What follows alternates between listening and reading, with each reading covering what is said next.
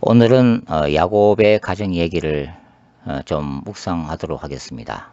창세기 27장 8절부터 14절 말씀에는 아버지 이삭을 속이고 형 에서 대신에 그 축복을 가로채는 그 야곱과 어머니 리브가의 모습이 기록되어 있죠.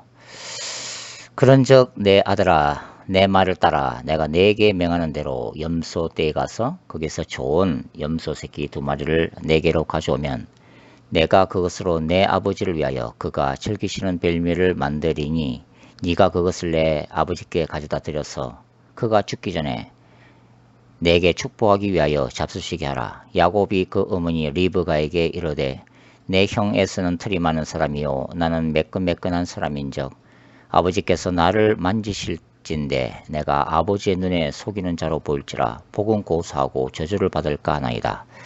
어머니가 그에게 이르되 내 아들아 너의 저주는 내게로 돌리리니 내 말만 따르고 가서 가져오라. 그가 가서 끌어다가 어머니에게로 가져왔더니 그의 어머니가 그의 아버지가 즐기는 별미를 만들었더라. 에서는 사냥을 좋아하는 인물이었습니다. 그는 그 사냥 고기를 요리하여 아버지 이삭의 사랑을 많이 받았죠. 아버지 이삭이 야곱보다는 쌍둥이 형 그 에서, 그의 아들 에서를 편애한 것은 자신과는 너무나 대조적인 남성상을 아들 에서가 소유하고 있었기 때문입니다. 이삭은 온실 속에서 자라난 백향목과 같은 인물로서 순종적인 기질을 타고났다고 말할 수가 있습니다. 그래서 그 다른 사람들과의 갈등을 본성적으로 싫어하는 일종의 내성적인 평화주의자였다고 말씀드릴 수가 있습니다. 이런 그의 내적인 경향성, 성격이 하나님이 그에게 주신 그만의 독특한 기질이었음에도 불구하고 이삭은 자신 속에 있는 소극적이고 여성적인 기질 자체에 그렇게 만족한 인물은 아닌 것 같습니다. 따라서 이삭은 역설적으로 자신과 같은 조용한 성격의 야곱보다는 좀 더 야성적인 기질을 타고난 자신과는 정반대의 성향을 가진 아들 에서에게 마음을 주게 됩니다. 편애라고 하는 것은 사실 인간의 죄악된 본성입니다. 특별히 거룩한 전쟁신학적 관점에서 보면 그렇죠. 인간의 죄악된 본성에서 비롯된 이 편애는 반드시 또 다른 악을 낳게 마련입니다. 즉 사랑에서 배제된 다른 이들에게 상처를 주게 되죠. 그것은 또 다른 죄악된 본성에서 나오는 분노를 일으키게 되며 이러한 분노가 계속되면 사탄이 틈을 타게 됩니다. 에베소서 4장 26절 말씀이죠. 이삭이 아들 에스를 편애했던 또 다른 이유를 보자면 악착 같은 성격을 가진 그의 아내가 아닌 그의 어머니죠. 그의 어머니 사라에 대해서 그 일종의 거부감이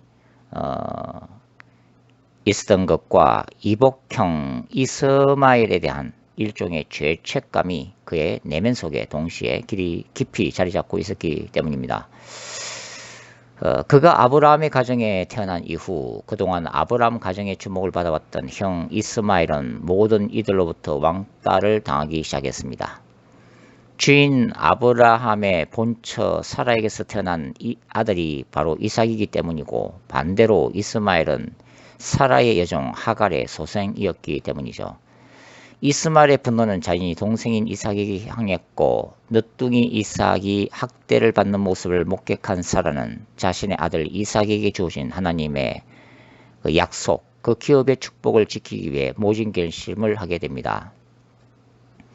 즉 아들의 장래에 하나의 장애물로 문제거리로 대두될 수 있는 그 이스마엘이라고 하는 존재와 그의 어미 하갈, 모자를 집안에서 영원히 추방시켜버리는 계략이었죠.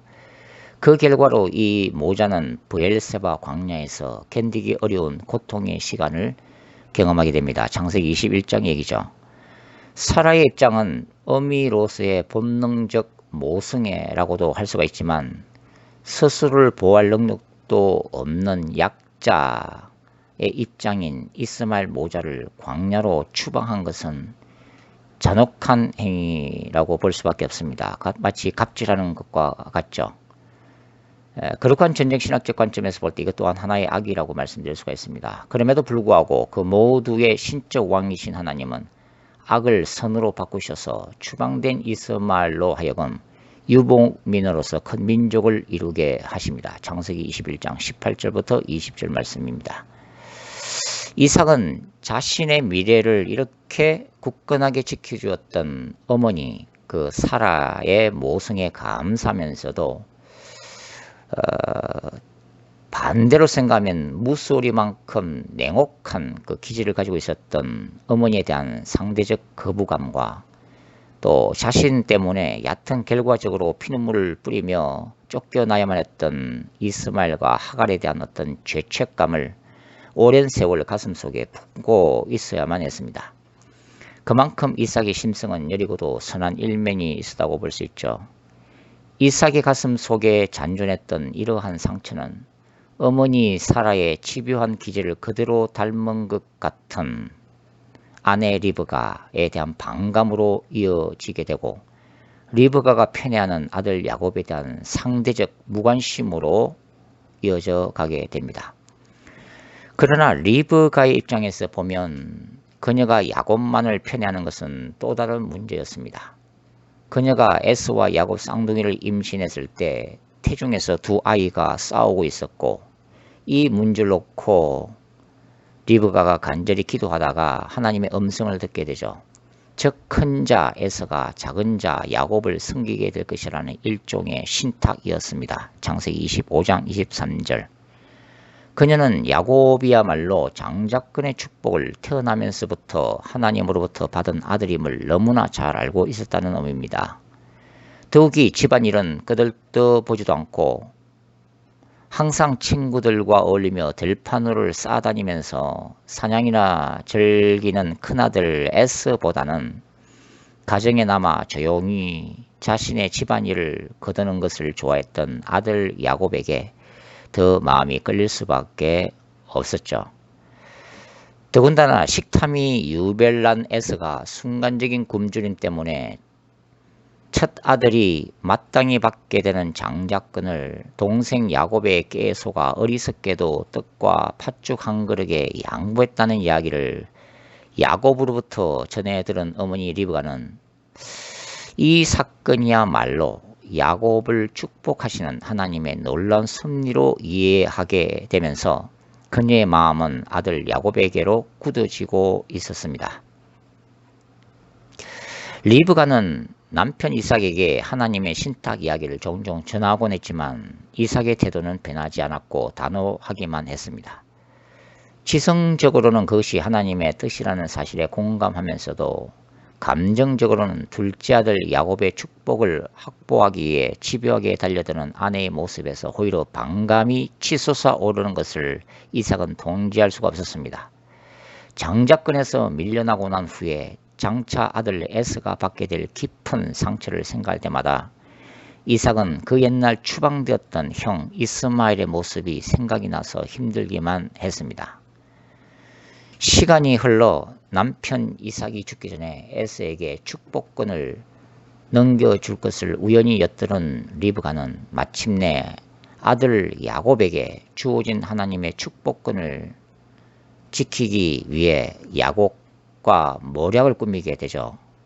즉 남편 이삭의 의도 눈을 속이고 아들 야곱의 외모를 에스의 모습으로 변장시킨 뒤 대신 축복을 가로채는 음모를 마침내 실행에 옮긴 것입니다. 그 결과는 축복권을 잃어버린 에스의 무슨 분노를 야기하게 되죠. 결국 야곱은 생명을 부지하기 위해 외삼촌 라반의 집으로 도주하게 됩니다. 창세기 28장 얘기입니다. 아브람, 이삭, 야곱 가정의 이야기는 사실 끝이 없는 편애와 거짓의 역사로 얼룩져 있습니다. 거룩한 전쟁 신학으로 보면 이것은 죄악의 역사라고 말씀드릴 수가 있죠. 아브람이나 이삭은 자신들이 살아남기 위해 아내들을 여동생으로 속였던 부끄러운 과거를 가지고 있는 인물들입니다. 따라서 그들의 아내들인 사라나 리브가는 각각 남편들로부터 불임과 배신을 경험한 아픈 상처를 가지고 있었죠. 이런 이유 때문에 그녀들은 남편들을 끝까지 신뢰하지 못했고 결과적으로 자신들의 아들들을 하나님의 축복 안에서 지키기 위해 몸부림친 강인한 여인들이었습니다. 그러나 그러한 강인함은 결국 추방과 속임수라는 극단적인 방법을 선택하도록 만들었고 그 결과로 가족들 간의 끝없는 갈등과 분열을 초래하게 되죠. 사탄은 이러한 가족들 간의 갈등 관계를 사용하여 끝없는 고통을 주지만 거룩한 전쟁을 주관하시는 하나님은 이러한 갈등 관계와 사탄의 역사를 오히려 역으로 사용하셔서 하나님의 백성들을 이러한 고난을 통해서 끊임없이 정결케 만드시고 오직 하나님만 의지하도록 인도를 하시죠.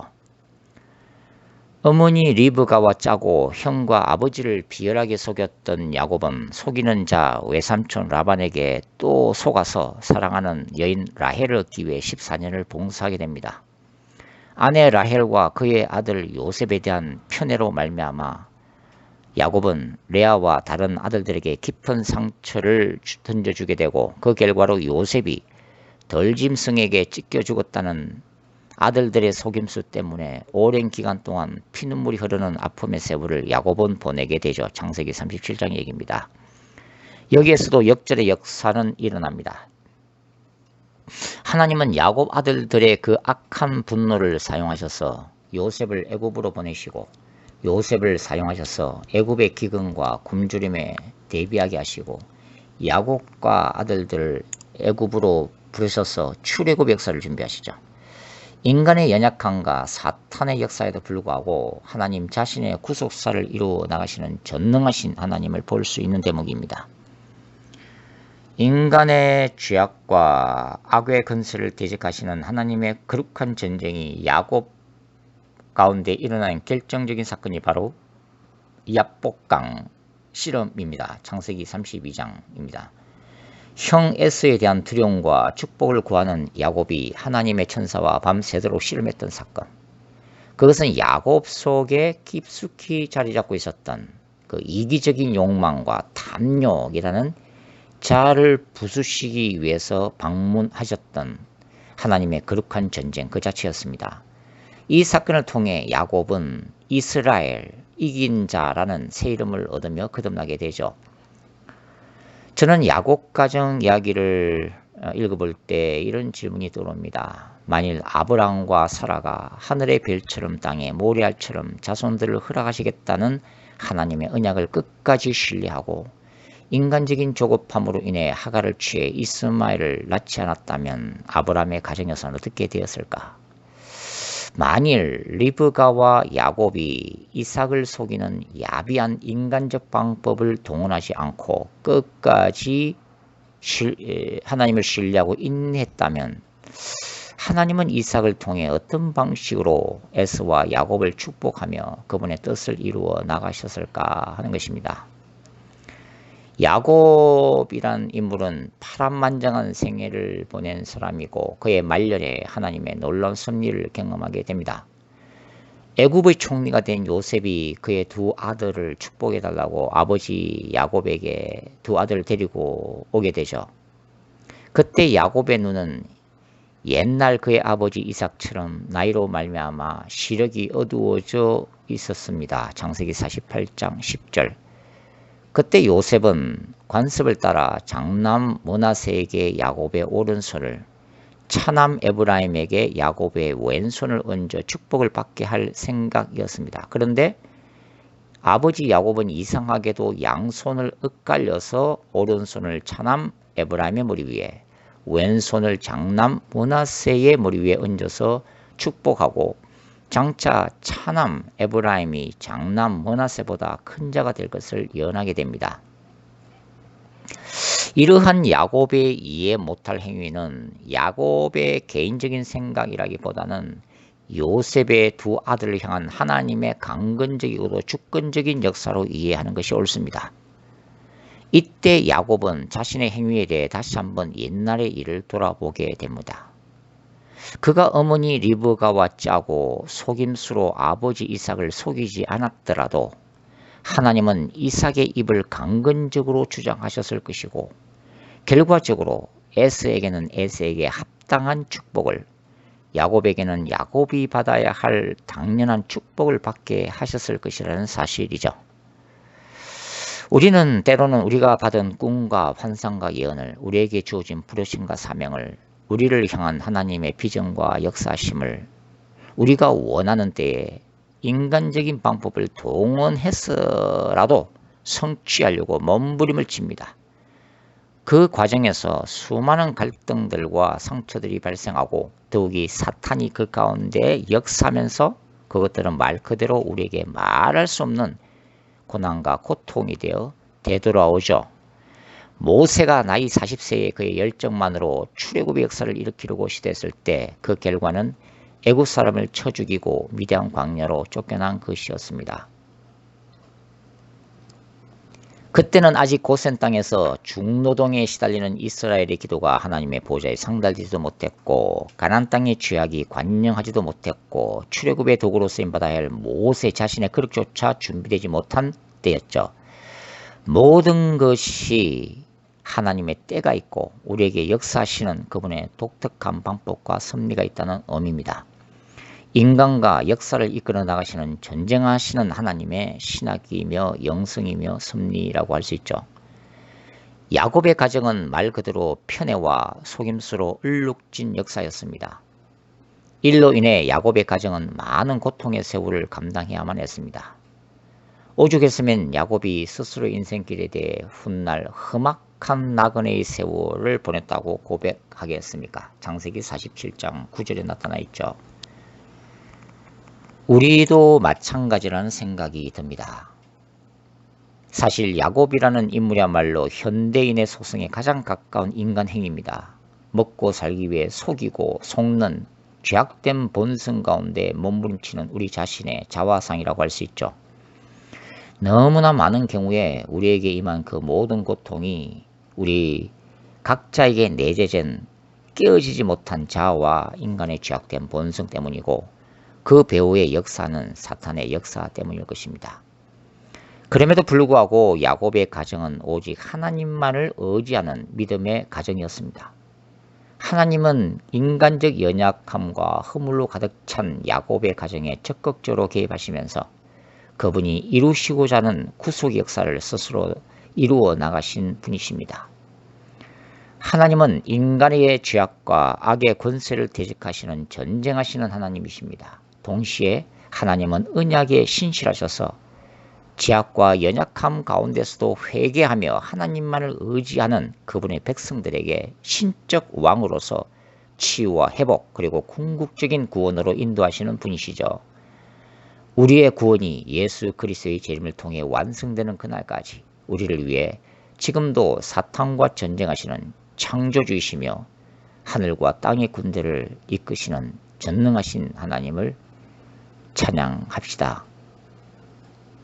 인간은 연약하고 신자들인 우리들조차도 날마다 넘어지고 자빠지지만 우리가 정말 우리 자신의 모습을 주님께 솔직하며 고백하고 우리의 죄를 회개하며 하나님의 긍휼을 구할 때 하나님은 하늘의 문을 여시고 쓴뿌리와 상처, 분노와 편애, 속임수로 가득 찬 우리들의 가정에도 치유와 회복을 일으키시는 능력의 하나님이심을 우리는 끝까지 신뢰해야 할 것입니다.